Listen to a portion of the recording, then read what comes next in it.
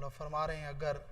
کہیں پر بھی دو مومن ایک دوسرے سے جھگڑ جائیں، ان کے درمیان اختلاف پیدا ہو جائے یا کسی بھی بات پہ ان کے درمیان لڑائی ہو جائے اور وہ دونوں 3 دن تک اگر آپس میں راضی نہ ہوں اور نہ بولیں تو ہم ان دونوں سے بری ہیں، ان دونوں کا ہمارے ساتھ کوئی تعلق نہیں ہے کہ یہ راہ نہ ڈھونڈیں آپس میں دوبارہ صلح کرنے کا۔ ایسی بات کہ جس کے اندر کوئی بہت زیادہ چیز نہیں ہے، آرام سے ایک دوسرے کو معاف کیا جا سکتا ہے، اور اگر یہ نہ کریں اور بات کو طول دے دیں تو پھر ان لوگوں کا ہمارے ساتھ کوئی تعلق نہیں ہے۔ یعنی امام اپنی لا تعلقی کا اظہار کر رہے ہیں، تو ہم نے امام کے حکم کو دیکھنا ہے اور ان کے حکم پہ لبیک کہنا ہے۔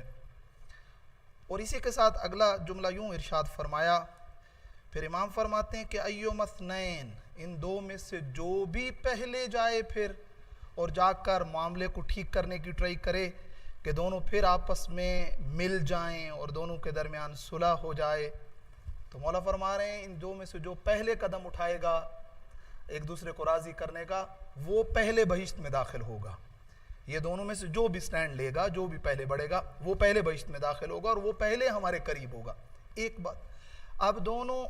اپنی انا پہ رکے ہوئے ہیں، ایگو اجازت نہیں دے رہی ہے، میں کیسے چل کے جاؤں، اور ساتھ میں پلس شیطان بھی وسوسہ ڈال رہا ہے تو کیوں جائے گا، کیونکہ وہ تو ان جگہوں پہ آ جاتا ہے، رکا ہوا ہے، قدم بھی نہیں آگے بڑھایا جا رہا۔ لیکن ایک تھرڈ ون، ایک اور تیسرا مومن آ جاتا ہے، وہ کہتا ہے چھوڑو، وہ جاتا ہے دونوں کے درمیان اور دونوں کے دل کو نرم کرتا ہے اور ان دونوں کو ایک دوسرے سے جوڑ دیتا ہے۔ فرمایا یہ جو تیسرا ہے اس کی جزا یہ ہے کہ اللہ سبحانہ وتعالی اس کو 1 سال کی عبادت کا ثواب عطا کرے گا، صرف اس ایک کام کے بدلے میں۔ کون سی عبادت؟ جس میں پورے سال اس نے دن میں روزہ رکھا ہو اور رات کو پوری رات نمازیں پڑھتا رہا ہو، یہ ہے۔ اور پھر ارشاد فرمایا اسی سے ریلیٹڈ، مولا فرماتے ہیں کہ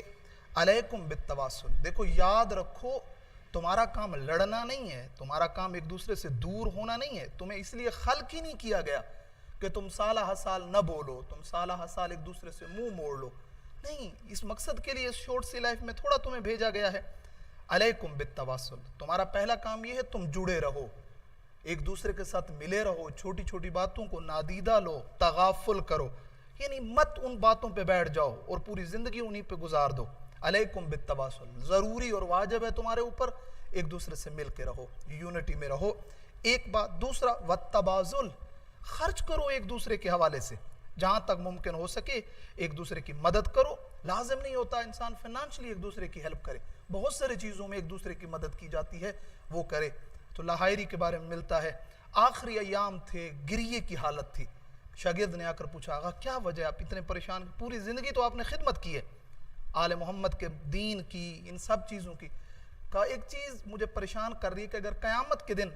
اللہ نے مجھے روک دیا اور کہا ہائری میری ذات کی خاطر کبھی اپنی آبرو کو بھی رکھا تھا، میرے لیے کبھی اپنی آبرو کو بھی خرچ کیا تھا، پیسے تو خرچ، اپنی آبرو، یعنی دیکھو دو میرے لیے کر لو، میری عزت کی خاطر کر لو، یقین دو کے درمیان تم آ گئے ہو، میں گارنٹی دیتا ہوں میری عزت، اپنی عزت کو بھی اگر خدا پوچھ لے تو میں نے اپنی آبرو کو کبھی نہیں رکھا، اس کے لیے کیا کروں گا؟ مومن خدا کے لیے اپنی آبرو تک جائے، اپنی حیثیت تک جائے، اپنی عزت تک کو رکھ دے دو کے درمیان، لوگوں کے درمیان، تاکہ لوگوں کی مشکلیں جو ہے وہ دور ہو جائیں۔ یہ دوسری بات۔ اور تیسرا ارشاد فرمایا وَإِيَّاكُمْ وَالتَّدَابُرَ، دور ہو جاؤ ایک دوسرے سے بیک کرنے کے حوالے سے، ایک دوسرے کو پشت مت کرو، بیک مت کرو، وَالتَّقَاطُعُ، اور ایک دوسرے سے قطع رحمی مت کرو۔ یہ چند چیزیں تھیں جو ضروری ہیں آج کل ہماری سوسائٹی میں، نفس و نفسی ہے، قیامت سے پہلے کی قیامت ہے، ہمیں چاہیے کہ ایک دوسرے سے مل کے رہیں۔ ہم میں سے ہر ایک کی خواہش ہے کہ اس کی لائف میں بلیسنگ اور برکات نازل ہوں۔ برکات کا ڈور جو اوپن ہوتا ہے ایک وہ صلہ رحمی سے ہوتا ہے۔ آپ جائیں وہ عوامل اور فیکٹر کو کاؤنٹ کریں تو ان میں سے ایک فیکٹر کیا ہے؟ ایک دوسرے سے ملے رہیں، ایک دوسرے سے محبت کریں، آپ کی زندگی میں برکتیں کم نہیں